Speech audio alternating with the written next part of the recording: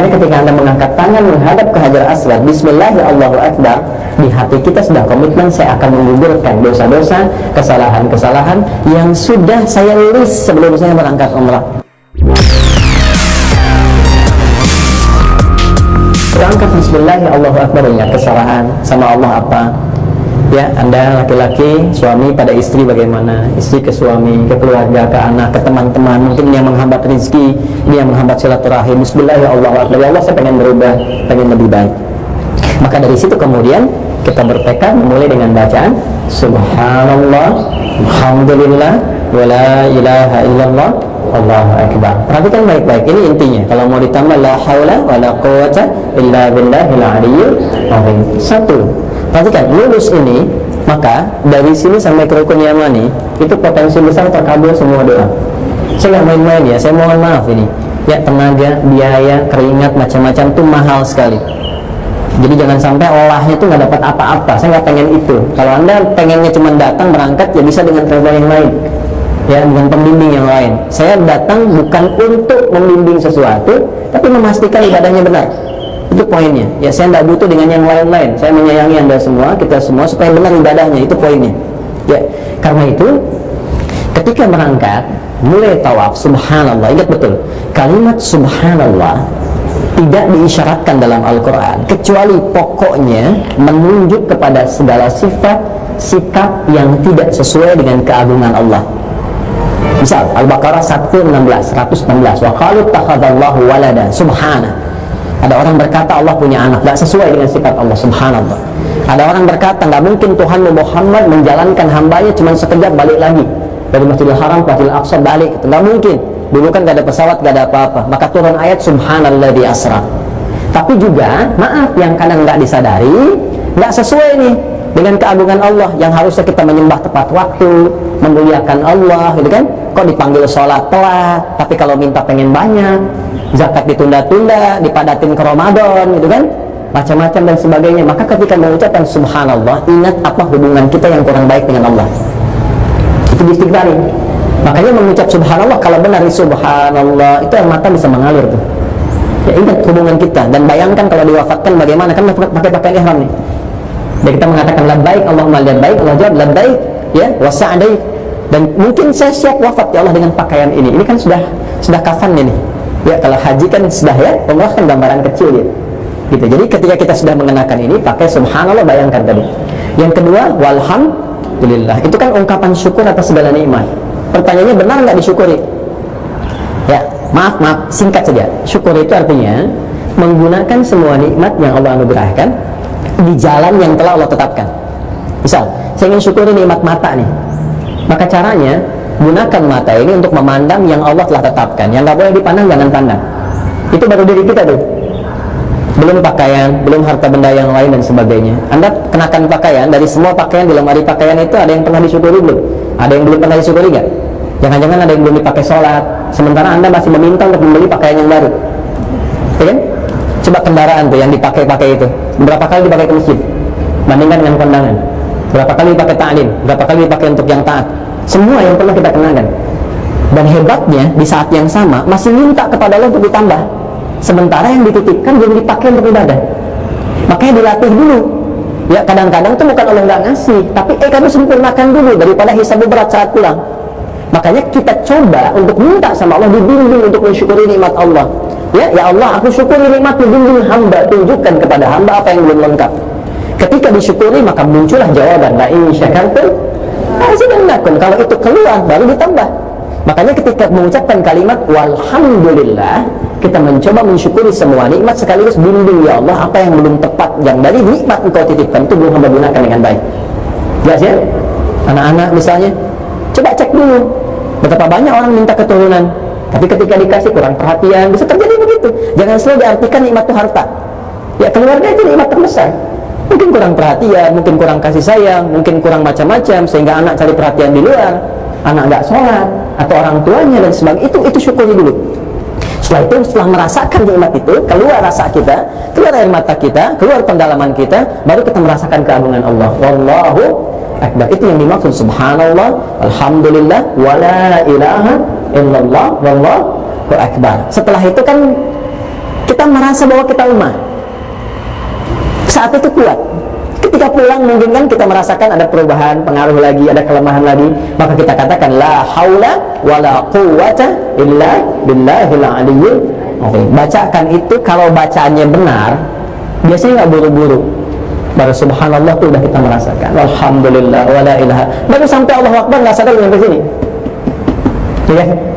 Terkadang Allah itu maha mengetahui, tidak harus menutup kalimatnya. Maryam belum minta, sudah dijawab doanya. Dan Nabi Zakaria itu baru berdiri, belum selesai sholatnya, sudah turun jawaban. Terkadang yang belum kita mintakan Allah sudah tahu, belum kita mohonkan Allah sudah kabulkan. Sekalipun sampai sini kita baru sempurnakan kalimatnya. Maka ini yang dimaksudkan falamma i'tazalahum wa ma ya'buduna min dunillahi wa habna lahu ishaq. Sampai ke sini ketika benar, ini yang disebut maqam Ibrahim. Maqam itu pijakan pertama untuk mengerjakan sesuatu yang positif. Maka Nabi Ibrahim ketika beliau meninggikan bangunan Ka'bah, pondasinya yang atasnya hancur di masa Nabi Nuh alaihissalam, ini pijakan kakinya pertamanya di situ, dipijak pertama kali. Saat berpijak itu beliau membawa batu, datanglah anak terkasihnya Ismail alaihissalam di sudut yang sebelah sana, bawa batu. Batu itu bahasa Arabnya hajar tadi kan. Kalau disusun jadi sekat hijar. Kalau jadi ruangan bentuknya hujrah namanya. Maka anaknya datang, ya beliau kemudian membantu, membawa. Nggak mungkin kan bapak kerja, anak datang pengen bantu. Kalau nggak pernah ada kasih dari bapak ke anak. Makanya di Quran kenapa selalu bapak dengan anak, bapak dengan anak? Kenapa ibu nggak disebut? Karena ibu sudah biasa, lebih banyak dengan anak. Nah, Quran itu memberi kesan bapaknya yang sibuk di luar, jangan sampai juga nggak ada interaksi dengan anak. Ya idealnya itu ketika bapak kerja atau dialog, anak itu ada rasa sayang, rasa kepemilikan. Ibrahim itu kenapa disebut Ibrahim? Selain dalam bahasa pokoknya juga sang penyeberang, perantau, juga punya makna Abun Rahim, bapak yang penyayang. Maka sebagai orang tua tidak hanya ayah, mungkin juga ibu. Ketika sampai di sini kita ingin berdoa, rasakan suasana itu. Wa idh yarfa'u Ibrahimul qawa'ida minal baiti wa Ismail Rabbana taqabbal minna innaka antas samiul alim. Sampai di sini silahkan bebas doa. Tapi saya sarankan doa pertama minta untuk keluarga, memperbaiki dan menguatkan hubungan di rumah. Bila yang berangkat suami dengan istri, minta kebaikan untuk ayah dulu, ibu dulu, ya, lalu suami, istri, anak-anak dan sebagainya. Karena sunnahnya begitu. Dan saya harap jangan berhenti dulu di sana. Nanti ada waktunya, ya. Karena kita kan belum selesai, ini baru tawaf. Umrah harus sampai ke tahallul. Jangan berhenti di situ. Saya sarankan pertama sudah selesai sini, baca doa, silakan berputar aja, jangan berhenti. Kemudian sampai ke Rukun Yamani. Rukun Yamani yang sebelah sana, sebelum Hajar Aswad. Yang pokok yang di sini, sudut ini. Ya. Sana ya. Jadi yang di sini nanti Hajar Aswad. Sana yang lingkar ke Hijr Ismail. Nanti ada Rukun Syamali, Syam dengan Iraqi. Kemudian masuk ke Rukun Yamani. Begitu sampai Rukun Yamani, langsung berubah doanya menjadi apa tadi? Rabbana atina fid dunya hasanah wa fil akhirati wa qina. Bapak mungkin berdoa, ya Allah, ayah saya berikan begini. Kata Allah, ada yang nggak sesuai itu akhiratnya. Maka dirubah oleh Allah untuk dunia akhiratnya. Kalau bapak ibu punya anak, anaknya sakit, kata dokter harus jeruk aja, jangan yang lain. Maka anak itu merengek minta apel. Apakah bapak kasih apel? Kata dokter kurang bagus, yang bagus jeruk kan? Maka anda katakan ini jeruk rasa apel, gitu kan? Pada anak ya. Kadang-kadang doa itu begini, kita meminta kalau bagus dunia akhirat dikasih, tapi kalau ada tempo nanti Allah tangguhkan sampai kita siap menerima. Seperti anak 5 tahun minta dibelikan motor, kita sanggup, tapi anak belum punya kemampuan. Tapi ada yang kadang begini sifatnya, minta A dikasih B, karena Allah mengabulkan apa yang dibutuhkan, bukan apa yang kita inginkan. Jelas? Oke. Itu dari Rukun Yamani sampai ke Hajar Aswad. Itu berlangsung 7 kali. Paham? 7 putaran pertama lakukan dengan cepat.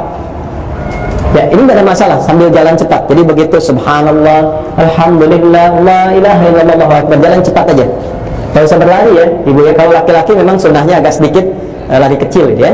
Nah, tapi kalau padat di ini aja jalan cepat begini. Jelas ya? Nanti saya biasanya akan bolak-balik.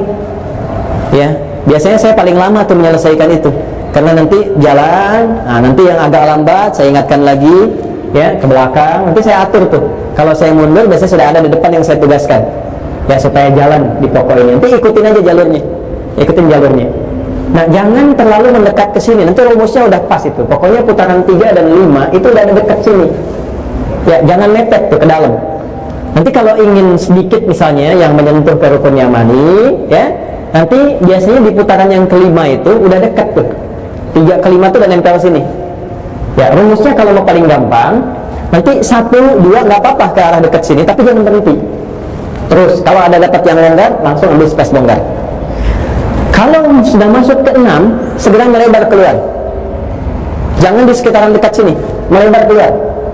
Walaupun putarannya agak jauh, tapi lebih cepat keluar. Jelas ya? Jadi 1 ikutin dulu, 2 ikutin, 3 sudah agak ke tengah, sudah mulai di sini tuh. Gak apa-apa ikutin. 4, 5 kalau mau berhenti di rukun yamani untuk megang dan berhenti boleh. Biasanya nanti saya akan kelompokin tuh, Pak berhenti, doa sini, yang lain jalan. Ya, nanti selanjutnya Bapak Ibu jalan, putar lagi, saya tunggu lagi yang lain, doa sini, yang lain jalan. Nanti ada doa yang kita mohonkan ketika umrah, ada yang tidak perlu saat umrah. Nanti setelah selesai umrah, kita bisa masuk lagi, walaupun sekarang aturannya masih pakai ihram. Ya, untuk saat ini, karena memang ada terbatas gitu. Nanti kita tunjukkan spotnya, jangan khawatir.